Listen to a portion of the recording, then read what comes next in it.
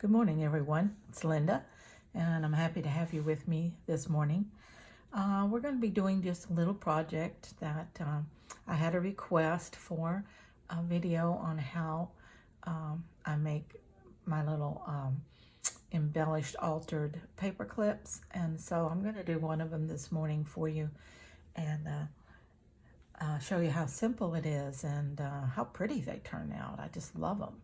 And what a wonderful gift they are to teachers, to your best friends, to co-workers in the office, and just anywhere and everywhere. I like to give them to bank tellers, to receptionists, and just different people, and they fall in love with them. And it's not something that everyone has the time or the supplies to do for themselves, but they like these little trinket things.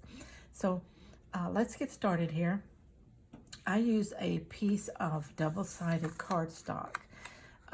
One thing about these paper clips is you want to put them on a durable cardstock because they get handled a lot. If they're used, they're put on and off different things, and you don't want them falling apart on you. So a double-sided cardstock is what I use. Plus, it also has design or color on both sides, which makes it nice, and I don't have to do a lot more decorating for it. Now, I cut these 2 inches by 6 inches. Pretty simple. If you've got a 12 by 12 sheet of double-sided paper, just cut it 2 inches, then cut it in half lengthwise. You've got 2 inches by 6 inches. Then the first thing I do is I decide which is going to be my top layer, and I take and I fold over 3/4 of an inch. Okay, 3/4 of an inch on the top side. Okay, just like that. And then I will take that and once I've got that 3/4 of an inch folded here, what I'm going to do is I'm going to cut just a little bit up from the fold edge right here. I'm going to cut me a slight triangular wedge out of that. And what this is for is so that it will slip over my paper clip easily and fit into the notch that it has to fit into. And let me get one here and show you.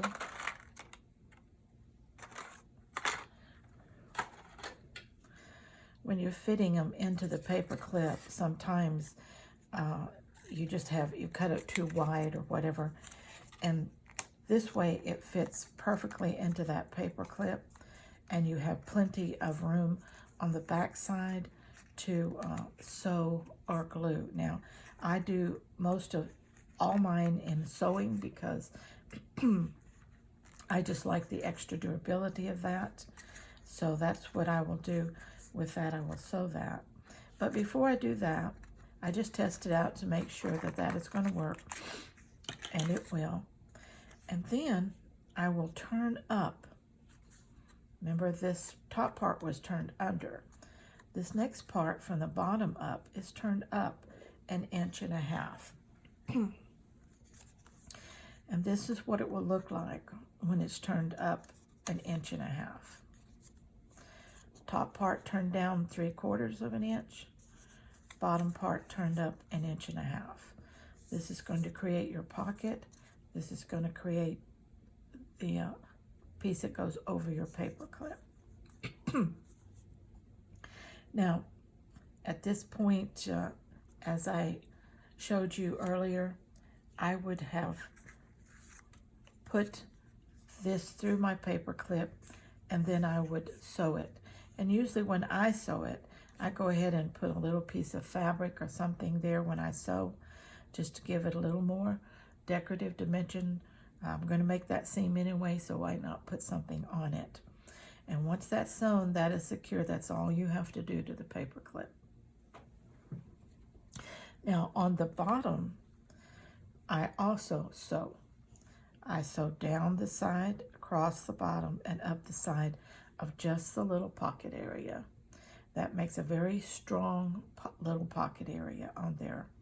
Now, both this tab for the paper clip and this pocket can be glued. But again, if you glue it, make sure you get a really good bond on it, because paper clips are used a lot and handled a lot, and you want it to hold for the person that's going to be using it. Now really at this point, I've sewn my pocket, the paper clip is in and sewn. That's a done deal. Actually, this is finished. But if you want to embellish it, and this is how I like to do it, I find a piece of, again, this is a cardstock, but not as heavy as double-sided, but still a strong piece of cardstock. And I cut it to fill the pocket with just a little area all around the edges. Because I like to do fabric embellishments, there's always some fabric hangover, and so that's why I cut this little piece just a little smaller.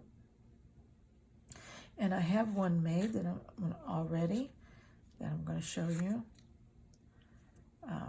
Here's the little piece of black cardstock, and what I did was I took it to the machine and I just layered up some fabrics on it. You can see from the back there's several different fabrics laid there.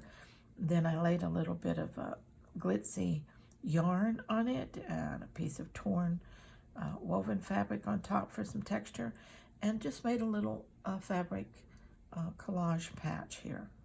And now it's on the back of the cardstock, which is going to make it very easy for me to glue this to this. So let's do that. First of all, I'm going to determine how I want this to sit on here, and I think that'll be the right direction. So I'm going to liberally put glue on this piece, because again, I want it to hold really well. Excuse the sniffles, allergies in place here. Okay, when I've done that, I'm going to take that and position it on the pocket area. I'm not going to try to get too much of it above the pocket area. Put it on there. Now it's okay if a little of the paper clip and the stitching shows. All that just adds to. Now what I like to do in things like this, I take my glue bottle and I roll it. And to me that helps me get a really good bond. I'll roll it both directions. Really spreads that glue out underneath. It gives it a chance to adhere well all the way to the edges. Now, that is, again, as I said, a done deal. That's a finished paper clip. Of course, we would want to give this time to dry, but even before it dries, you can go ahead and tuck your elements in if you'd like. Whatever you're going to add to your little paper clip pocket. Okay, it's very neat, it's cute, it's well made, it's durable, and it's small enough to work on any page. Looks great in a junk journal. Here's my working junk journal that I do everything on here. So that we can just slide it on the page, and isn't that cute? Okay. Now when you're making these, you of course have to decide whether you're going to slide from the right or from the left, because that's going to determine how you put your paper clip in. For instance, I'm working on this one. If you notice that this one's going to be a left slider, because of the way I put it in, it won't slide from the right to the left, but it will slide from the left to the right, and it makes it a left slider. So make sure that you think about that, or which way do you want this paper clip to work, and put it in that your paper over the paper clip in that direction. Okay, so that you can get them both. I like to make some of each because things can be paper clip from either direction, and it just however the person wants to do it. And so you have this little finished project. As you see, it doesn't take a long time. Now, cutting the paper, and then of course I made this element off camera. It takes a few minutes to do those things, the sewing and all that, but overall the length of time to make one is not that much. And if you mass make them, that's even better. Some things I mass make, not too many things, because as you know, I'm a kind of a one-of-a-kind person, and so I'll make things one of a kind one at a time to do that. That's just the way I like to create, but you can mass make them. And remember, again, mine is sewn, but you can glue these elements together too. I hope that that'll help you make some of your own. And of course, these you can check my Etsy shop for some more inspiration. Look at some of the ones I've already created, and you can see some of the decorative ways that you might do yours. That might be helpful. And of course, anybody else that you know, any artists that make these, same way with that. Check out their things and get some inspiration from them. Okay? All right. Till next time. Thank you. Bye-bye.